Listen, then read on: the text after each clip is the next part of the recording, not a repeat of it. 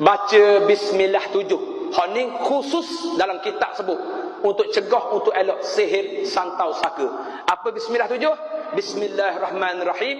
Bismillahillazi la yadurru ma'asmihi syai'un fil ard wa la fis samai wa huwas samiul alim. Itu bismillah 7. Bismillahillazi la yadurru ma'asmihi syai'un fil ard wa la fis samai wa huwas samiul alim.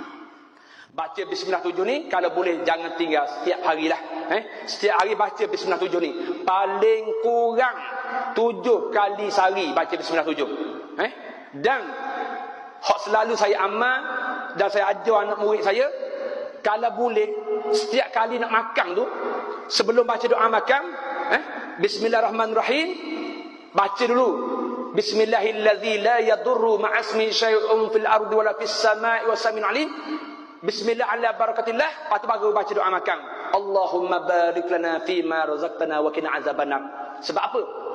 Kalau kita makan di kedai-kedai pelayang, kita berhenti kedai makan yang kita tak kenal, bermusafir negeri-negeri yang kita tak tahu, bimbang takut dia orang pakai pelaris kotor.